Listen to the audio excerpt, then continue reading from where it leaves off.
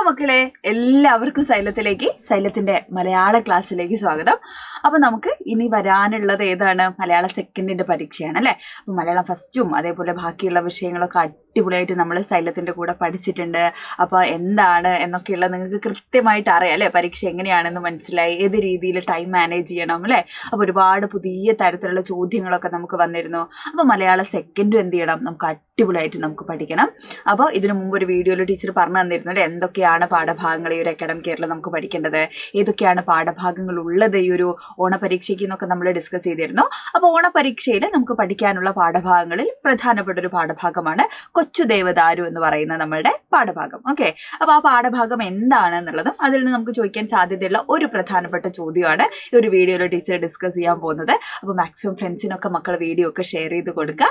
അതേപോലെ നമുക്ക് മാരത്തോൺ ലൈവുകളും അല്ലേ, മോർണിംഗിൽ നമ്മളൊരു മോഡൽ ക്വസ്റ്റ്യൻ പേപ്പറൊക്കെ ചെയ്ത് അടിപൊളിയായിട്ടായിരിക്കും നമ്മൾ 25-ാം തീയതിയിലത്തെ പരീക്ഷ എഴുതാൻ പോകുന്നത്. അപ്പോൾ എല്ലാവരും കോൺഫിഡൻസ് ആയിട്ട് അല്ലേ അടിപൊളിയായിട്ട് എന്ത് ചെയ്യുക, ഇരിക്കുക. നമുക്ക് അടിപൊളിയായിട്ട് എന്ത് ചെയ്യണം, 40 മാർക്കും സ്കോർ ചെയ്യാൻ പറ്റുന്ന രീതിയിലേക്ക് മലയാള സെക്കൻഡ് ഇങ്ങനെ അരച്ച് കലക്കി നമുക്ക് എന്ത് ചെയ്യണം, പഠിക്കണം. ഓക്കെ അല്ലേ, എല്ലാവരും സെറ്റ് അല്ലേ? യെസ്. അപ്പോൾ കൊച്ചു ദേവദാരു എന്ന് പറയുന്ന നമ്മളുടെ പാഠഭാഗമാണ്. കൊച്ചു ദേവദാരു എന്ന് പറയുന്നത് എന്തായിരുന്നു? ഇതൊരു കഥയായിരുന്നോ, നോവലായിരുന്നോ, അല്ലെങ്കിൽ കവിതയായിരുന്നോ, എന്തായിരുന്നു കൊച്ചു ദേവദാരു? ടീച്ചർ മലയാളം ഫസ്റ്റും പഠിക്കുന്ന സമയത്ത് മക്കളോട് പറഞ്ഞിരുന്നു ഓരോ പാഠഭാഗങ്ങളും അല്ലെ. അപ്പൊ മലയാളം സെക്കൻഡിനെ അപേക്ഷിച്ച് നമുക്ക് 3 പാഠഭാഗങ്ങളാണ് ആദ്യത്തെ യൂണിറ്റിൽ ഉള്ളതെങ്കിലും അതിന് അല്ലെ അതിന്റെ ഇടയിൽ കുറെ ഉപപാഠങ്ങൾ നമ്മൾ കണ്ടിട്ടുണ്ട്, അനുബന്ധ പാഠങ്ങൾ നമ്മൾ കണ്ടിട്ടുണ്ട് അല്ലെ. അപ്പൊ അതൊക്കെ പരീക്ഷയ്ക്ക് ചോദ്യങ്ങൾ വരുന്ന മേഖലകളാണ്. അപ്പൊ 3 പാഠമേ ഉള്ളൂ എന്ന് നമ്മൾ വിചാരിക്കാൻ പാടില്ല. അതിൽ യൂണിറ്റിന്റെ പ്രവേശകമായി തന്നിരിക്കുന്ന ചിത്രങ്ങൾ മുതൽ എന്താണ് നമുക്ക് ചോദ്യങ്ങൾ ചോദിക്കാൻ സാധ്യതയുള്ള മേഖലകളാണ്. അപ്പൊ ഇത്രയും ഭാഗങ്ങളൊക്കെ നമ്മൾ പഠിക്കാനുണ്ട്. ടെൻഷൻ ആക്കാൻ പറഞ്ഞല്ല, അതൊക്കെ നമ്മൾ അടിപൊളിയായിട്ട് നമ്മൾ പഠിക്കും. ഓക്കെ, പക്ഷെ അത് മാത്രമാണെന്ന് വിചാരിക്കരുത്. ഓക്കെ, അപ്പൊ നമുക്ക് എന്താണ് കൊച്ചു ദേവദാരു എന്ന് പറയുന്നത് എന്താണ്? ഒരു കഥയാണ് അല്ലെ. ആരെഴുതിയ കഥയായിരുന്നു? പഴയകാല റഷ്യൻ അല്ലെ ജീവിത പശ്ചാത്തലത്തെ ആസ്പദമാക്കി സെർഗെയ് മിഹൽക്കോഫ് എന്ന് പറയുന്ന അല്ലെ എഴുത്തുകാരൻ രചിച്ച മികച്ച അല്ലെ അദ്ദേഹത്തിന്റെ ഏറ്റവും മികച്ച കഥകളുടെ സമാഹാരമാണ് ശിശിരത്തിലെ ഓക്കുമരം എന്ന് പറയുന്ന പുസ്തകം അല്ലെ. അത് മലയാളത്തിലേക്ക് വിവർത്തനം ചെയ്തതാണ് ആര്? സി തങ്കം എന്ന് പറയുന്ന എഴുത്തുകാരി. അപ്പൊ ആ ഒരു കൃതിയിലുള്ള ഏറ്റവും മനോഹരമായ പ്രധാനപ്പെട്ട കഥയിൽ ഒന്നാണേത്? നമ്മുടെ കൊച്ചു ദേവദാരു എന്ന് പറയുന്നത് അല്ലെ. മരങ്ങളും മഞ്ഞും അതേപോലെ ജീവികളും പ്രകൃതിയും ഒക്കെ കഥാപാത്രമായി വരുന്ന മനോഹരമായിട്ടുള്ള കഥകളാണ് ശിശിരത്തിലെ ഓക്കുവനം എന്ന് പറയുന്ന കഥാസമാഹാരത്തിലുള്ളത്. ഓക്കെ, അപ്പൊ എന്താണെന്ന് മനസ്സിലായല്ലോ. ഇതൊരു വിവർത്തന കഥയാണ്. റഷ്യൻ എഴുത്തുകാരനായിട്ടുള്ള സെർഗെയ് മിഹൽക്കോഫ് രചിച്ചിരിക്കുന്ന ശിശിരത്തിലെ ഓക്കുമരം എന്ന് പറയുന്ന കഥകളുടെ സമാഹാരം അല്ലെ. ഒരുപാട് കഥകളുണ്ട് അതിനകത്ത്. മഞ്ഞും അതേപോലെ പ്രകൃതിയും മൃഗങ്ങളും ജീവജാലങ്ങളും ഒക്കെ കഥാപാത്രങ്ങളായി വരുന്ന കഥകളാണ് ഈ കഥാസമാഹാരത്തിൽ മുഴുവനുള്ളത്. അപ്പൊ അതിലുള്ള വളരെ പ്രധാനപ്പെട്ട ഒരു കഥയാണിത്, നമ്മുടെ കൊച്ചു ദേവദാരു എന്ന് പറയുന്ന കഥ. അപ്പൊ ഇത് ആ ഭാഷയിൽ നിന്ന് മലയാളത്തിലേക്ക് വിവർത്തനം ചെയ്തിരിക്കുന്ന ആരാണ്? സി തങ്കം എന്ന് പറയുന്ന റൈറ്ററാണ്. ഓക്കെ, അപ്പൊ ഈ ഒരു കഥയാണ് കൊച്ചു ദേവദാരു എന്ന് പറയുന്ന കഥയാണ് നമുക്ക് പഠിക്കാനുള്ളത്. ഓക്കെ, അപ്പൊ ഇതൊരു കൊച്ചു ദേവദാരുവിനെ അറിയില്ലേ നിങ്ങൾക്ക്? ദേവദാരു കണ്ടിട്ടുണ്ടോ നിങ്ങള്? അല്ലെ, ഇതാണ് ദേവദാരു മരം എന്ന് പറയുന്നത്. ഭയങ്കര രസമുള്ള ഒരു മരമാണ് അല്ലെ. നമ്മൾ ഇപ്പോൾ ക്രിസ്മസ് ഒക്കെ വരുന്ന സമയത്ത് നമ്മൾ ക്രിസ്മസ് ട്രീ ഒക്കെ ഉണ്ടാക്കാൻ വേണ്ടി എന്ത് ചെയ്യും, വീടുകളിൽ ഇങ്ങനെയുള്ള മരങ്ങളുടെ മുകളിലാണ് എന്ത് ചെയ്യുന്നത്, അലങ്കാരമൊക്കെ ചെയ്യുന്നത് അല്ലെ.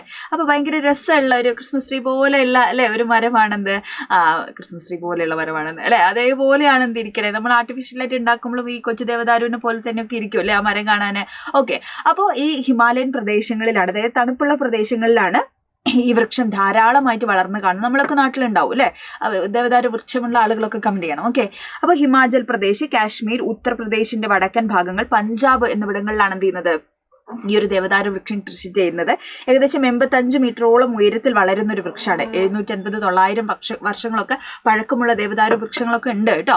അപ്പൊ അത്രയും പ്രാധാന്യമുള്ളൊരു, അതുപോലെ അതിന്റെ എന്താണ് തൊലി, കാതല് അല്ലെ, അതിൽ നിന്ന് കിട്ടുന്ന തൈലമൊക്കെ എന്താണ് ഔഷധ മൂല്യമുള്ളതാണ്. അതൊക്കെ അങ്ങനെ മരുന്നൊക്കെ ആയിട്ട് ഉപയോഗിക്കാറുണ്ട് കേട്ടോ. അപ്പൊ അങ്ങനെ സുഗന്ധമുള്ള കാതലൊക്കെയാണ് എന്തിനുള്ളത്, കൊച്ചു ദേവദാരുവിനുള്ളത്. അപ്പൊ ആ കൊച്ചു ദേവദാരുവിന്റെ ഒരു കഥയാണ് അല്ലെ. ഒരു എന്താണ്, ആ കൊച്ചു ദേവദാരു നിന്നിരുന്നത് ഒരു വനപാലകന്റെ അല്ലെ, കാടൊക്കെ സംരക്ഷിച്ചിരുന്ന ഒരു വനപാലകന്റെ വീടിന്റെ മുമ്പിലാണ് എന്ത് ചെയ്തത്, ഈ കൊച്ചു ദേവദാരു നിന്നത് കേട്ടോ. ഒരുപാട് മൃഗങ്ങൾക്കും ജീവജാലങ്ങൾക്കൊക്കെ ആശ്രയമായിട്ടായിരുന്നു ഈ കൊച്ചു ദേവദാരു. അതായത് കാടിന്റെ ഉള്ളിലേക്കല്ല, എന്താ പറയാ, ഒരു തുറസായ സ്ഥലത്താണ്, എല്ലാവർക്കും വിസിബിൾ ആയിട്ടുള്ള അല്ലെ ഒരു സ്ഥലത്താണ് കൊച്ചു ദേവദാരു ഉള്ളത്. അപ്പൊ അങ്ങനെ ഒരു ദിവസം കൊച്ചു ദേവദാരുവിന്റെ മുകളിൽ ഒരു മാക്പൈ എന്ന് പറയുന്ന പക്ഷി എന്ത് ചെയ്യാണ്, വന്നിരിക്കുകയാണ് അല്ലേ. അപ്പോൾ അതിൻ്റെ ചില്ലയിൽ കിടന്നിട്ട് ഇങ്ങനെ അങ്ങോട്ടും ഇങ്ങോട്ടും ഊഞ്ഞാലാടുകയാണ് ഈ മാക്പേ പക്ഷി. അപ്പോൾ കൊച്ചു ദേവദാരു അയ്യോ പതുക്കെ ആടണേ, എൻ്റെ ചില്ലകളൊക്കെ എന്താണ് പൊട്ടിപ്പോകും, ഇയൊന്നും അല്ലേ പതുക്കെ ആടുവളെ എന്നാരോട് പറയാണ്, മാക്പേയോട് കൊച്ചു ദേവദാരു പറയാണ്, വിനയത്തോടു കൂടെയാണ് പറയുന്നത് കേട്ടോ. അപ്പോൾ മാക്പേക്ക് അത് അത്ര ഇഷ്ടപ്പെട്ടില്ല. അപ്പോൾ മാക്പേ പറഞ്ഞു, ഇപ്പം ഞാൻ പാടിയ എന്തായാലും ആടി എന്തപ്പോൾ കുഴപ്പം, ഈ ന്യൂ ഇയർ ആവുന്ന സമയത്ത് എൻ്റെ തലപ്പൊക്കെ ആരെങ്കിലും വെട്ടിക്കൊണ്ട് പോകില്ലേ എന്ന് പറയാണ്. അപ്പോൾ കൊച്ചു ദേവദാരു ചോദിച്ചു, അതെന്തിനാണ് എൻ്റെ തലപ്പ് വെട്ടിക്കൊണ്ട് പോകുന്നത്? അപ്പോൾ മാക്പേ പറഞ്ഞു, എന്താണ് എല്ലാ പുതുവർഷം വരുമ്പോൾ ഇങ്ങനെയുള്ള മരങ്ങളൊക്കെ വെട്ടിക്കൊണ്ട് പോകും, അപ്പോൾ എന്തായാലും നിന്റെ മരം എന്ത് ചെയ്യും, വെട്ടിക്കൊണ്ടുപോയി അലങ്കരിക്കാൻ വേണ്ടി എന്ത് ചെയ്യാറുണ്ട്, മനുഷ്യർ വന്ന് കൊത്തിക്കൊണ്ട് പോകുമെന്ന് പറയുകയാണ് അല്ലേ. അപ്പോൾ പിന്നെ എന്ത് ചെയ്യാൻ തുടങ്ങി, നമ്മുടെ കൊച്ചു ദേവദാരുവിൻ്റെ സമാധാനവും സന്തോഷവും ഒക്കെ അങ്ങ് അത് വഴി പോയി അല്ലേ. അപ്പോൾ എന്താണ് പിന്നെ ആശങ്കയായി. അപ്പോൾ പുതുവർഷം ആവുന്ന സമയത്ത് ന്യൂ ഇയറിലല്ലേ ആരെങ്കിലും ഒക്കെ വന്ന് എന്നെ ഇപ്പോൾ കൊണ്ടുപോകും പറയുന്നൊരു മാനസികാവസ്ഥയിലായി ആരിയ്ക്കാൻ തുടങ്ങിയത് നമ്മുടെ കൊച്ചു ദേവദാരു. അങ്ങനെ മഞ്ഞ് മൂടി കിടന്നിരുന്ന ദേവദാരുവിൻ്റെ സമീപത്തേക്ക് എന്ത് ചെയ്യാണ്, ഒരു മനുഷ്യൻ വരികയാണ്. മനുഷ്യൻ വന്നിട്ട് എന്ത് ചെയ്യുന്നു, കുറേ ഇങ്ങനെ കാത്തിരിക്കുകയാണ് അല്ലേ. അങ്ങനെ ഡിസംബർ 31 അല്ലേ ലേറ്റ് ആയിട്ടാണ് മൂപ്പര് വരുന്നത്. അപ്പോൾ അങ്ങനെ അതുവരെ കൊച്ചു ദേവദാരു ഇങ്ങനെ പ്രതീക്ഷിക്കുകയാണ്, അയ്യോ ആരും വരില്ലേ, എന്നെ കൊണ്ടുപോകില്ലേ എന്നൊക്കെ പ്രതീക്ഷിക്കുകയാണ് അല്ലേ.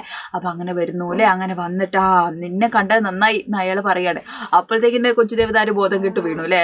എന്നെ തലയിപ്പോൾ കൊണ്ടുവന്ന് അല്ലേ വെട്ടിക്കൊണ്ടുവന്ന് പേടിച്ചിട്ട് എന്ത് ചെയ്യാണ്, കൊച്ചു ദേവദാരു അപ്പം തന്നെ ഡിം അല്ലേ ബോധം കിട്ടുപോയി. അപ്പോൾ ബോധം തെളിഞ്ഞപ്പോൾ എന്ത് ചെയ്യാണ്, കൊച്ചു ദേവദാരുവിൻ്റെ ചില്ലകളിൽ നിറയെ അല്ലെ ഇങ്ങനെ എന്ത് ചെയ്തിരിക്കണു, നക്ഷത്രങ്ങളും അതേപോലെ ലൈറ്റുകളും ചെറിയ ചെറിയ അല്ലെ സമ്മാനങ്ങളൊക്കെ ഇങ്ങനെ എന്താണ് അലങ്കരിച്ച് വളരെ മനോഹരിയായിട്ടിരിക്കുന്ന ഒരു കൊച്ചു ദേവദാരുവിനെയാണ് പിന്നെ നമ്മൾ കാണുന്നത് അല്ലേ. അപ്പം അങ്ങനെ എല്ലാ പ്രതിസന്ധികളെയും മറികടന്ന് സുന്ദരിയായ ദേവദാരു എന്ത് ചെയ്യാണ്, നമ്മുടെ പുതുവർഷത്തിന്റെ പ്രതീകമായിട്ട് നിലകൊള്ളുന്നതാണ് നമ്മൾ കാണുന്നത് അല്ലേ. അപ്പോൾ ലളിതമായ ഭാഷയിൽ മനോഹരമായിട്ടുള്ള ആഖ്യാന രീതിയിലൂടെയാണ് എന്ത് ചെയ്യുന്നത് ഈ കഥ അല്ലെ മുന്നോട്ട് പോകുന്നത്.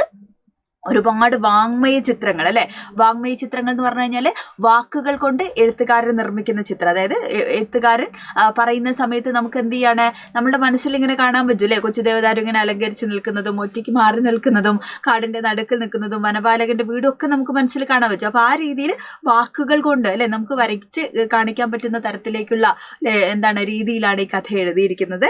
അതുപോലെ പ്രകൃതിയും മനുഷ്യനും തമ്മിലുള്ള സ്നേഹബന്ധം അല്ലെ. അതുപോലെ ഒരുപാട് ജീവജാലങ്ങൾക്ക് ആശ്രയമായിട്ടാണ് കൊച്ചു ദേവദാരു ഇരിക്കണേ അല്ലെ.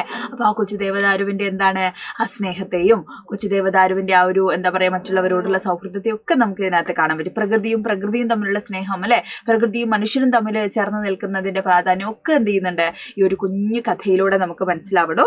ഓരോ വായനയിലും പുതിയ തലങ്ങളിലേക്ക് വായനക്കാരനെ കൂട്ടിക്കൊണ്ടു പോകാൻ കഴിയുന്ന തരത്തിലാണ് എന്ത് ചെയ്യുന്നത് ഈ ഒരു കഥ എഴുതിയിരിക്കുന്നത്. ദേവദാരുവിനെ ഒരു വൃക്ഷമായല്ല അല്ലെ, സഹൃദയനായിട്ടുള്ള ഒരു വായനക്കാരനെ എങ്ങനെയാ കാണാൻ പറ്റുക, ഒരു കുഞ്ഞനുജത്തിയോ അല്ലെ ഒരു കൂട്ടുകാരിയോ ഒക്കെ സംസാരിക്കുന്ന പോലെയാണ് എന്ത് ചെയ്യുന്നത് കൊച്ചു ദേവദാരു അല്ലെ. അങ്ങനെ ഒരുപാട് മാനുഷിക മൂല്യങ്ങൾ കൂടെ ആർക്ക് കൊടുക്കുന്നുണ്ട്, കൊച്ചു ദേവദാരു എന്ന് പറയുന്ന കഥാപാത്രത്തിന് ഈ ഒരു കഥയിലുണ്ട് അല്ലെ. പ്രധാനപ്പെട്ട കഥാപാത്രം കൂടെയാണ്. ഓക്കെ, അപ്പോൾ ഇവിടെ നമുക്ക് ഒരു ചോദ്യം അല്ലെ, ഒരു ചോദ്യമാണ് നമ്മൾ പ്രധാനപ്പെട്ട ഒരു ചോദ്യം എന്താണ്, ഡിസംബർ 31 കൊച്ചു ദേവദാരുവിനുണ്ടായിട്ടുള്ള അനുഭവം എന്താണ് എന്നുള്ളത് ചിലപ്പോൾ വിശദീകരിക്കുക അല്ലെ. സന്ദർഭം വിശദമാക്കാനൊക്കെ ചിലപ്പോൾ 5 മാർക്കിനോ 3 മാർക്കിനോ ഒക്കെ നമുക്ക് ചോദിക്കാൻ സാധ്യതയുള്ള ഒരു ചോദ്യമാണ് അല്ലെ.